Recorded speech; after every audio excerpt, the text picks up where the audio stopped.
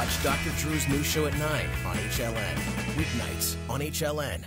Richard, I'm going to start with you. Do you think Casey is going to need protection?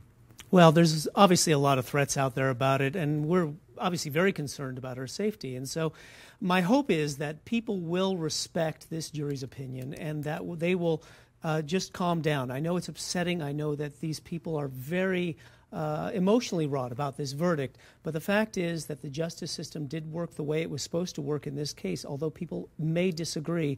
And my hope is that they don't take it out on Casey. They don't take it out on any of the jurors. Now, one of the things I'm interested when I talk to you guys is that, you the attorneys, Lisa, Mark, you guys see criminals, and Richard, you see juries, plenty of juries. And so I have no experience seeing somebody spin out of a high-profile jury case and recognizing a crowd frenzy that serving on a jury duty could actually put you in harm's way. Yeah. Have you ever seen anything like that before? Well, in a lot of high-profile cases, we do find that jurors are completely unprepared for this phenomena, which is essentially this crowd sort of frenzy, and especially they try hard. I mean, these jurors worked 6 days a week for 6 to 8 weeks. And now they did their job. They did their job diligently, right? And now their lives are in danger. Is that really okay? No, isn't there something wrong here? Well, it's wrong, and I think unfortunately people don't understand that they really did see a different case than a lot of us at home. Well, talk to us about that. Help people understand that, so maybe that will pull the frenzy down a little bit. And Lisa, you certainly can address this too if you want. What did they see differently? What happened is we at home, we can speculate. We can have an emotional reaction. We hear a lot of evidence that doesn't even come into the courtroom that a judge has ruled inadmissible, and we talk to other people about it. The jury on they can't even talk amongst themselves. They can't talk amongst themselves. They can't speculate. They're not supposed to use emotion to decide the case. But here's the big difference, too.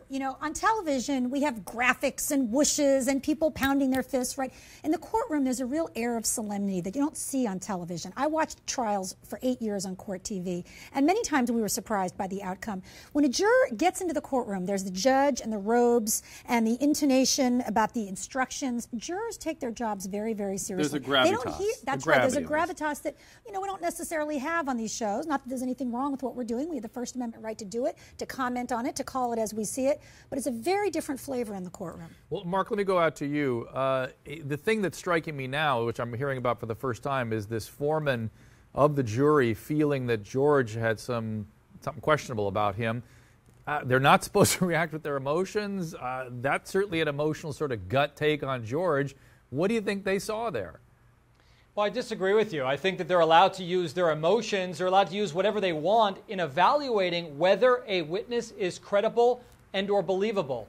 Once he and several others who've spoken publicly found that he wasn't credible, well, then the state had a real problem because the defense made him out to be the centerpiece of the defense. And that's where that minus all the other problems with their case, the cause of death, et cetera, really created problems for the state. And Mark, Richard, with the jury, they seem to not buy the prosecution's theory about the tape.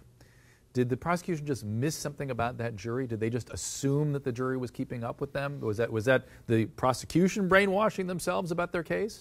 Well, I don't think they brainwashed themselves about the case. I think they truly believed in their own evidence. The fact is that jurors have an individual way of doing it. That's why we do research. That's why we did a focus group before this case to find really whether jurors could connect the pieces here. And I think even Jeff Ashton said, boy, that one photograph of the tape really said it all to him.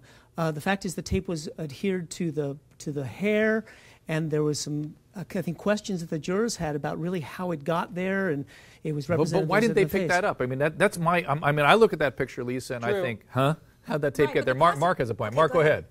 Yeah, what happened to me when I was serving as a prosecutor and as a defense lawyer is the minute you're on a case, to some extent you lose some objectivity. You see the evidence the way you want it, and it's not necessarily how the jurors are going to see it. So I think that might have happened too. It might have been very innocent.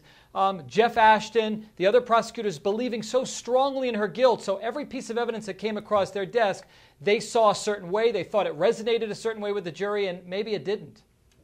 And Lisa, I'll ask you this question. Did they also underestimate the defense, the prosecution? I think everyone underestimated the defense. Yes. All of us who are commentators, I will say Yep. that I underestimated the defense Mark is in my saying the same continuing thing. I did too. commentary. Yes. And I think we I all did have to too. cop to that. The prosecutors, I mean, they got a unanimous jury verdict for the defense in 11 hours without a request for a single piece of evidence. This is a defense that did a very good job, and we have to all concede that.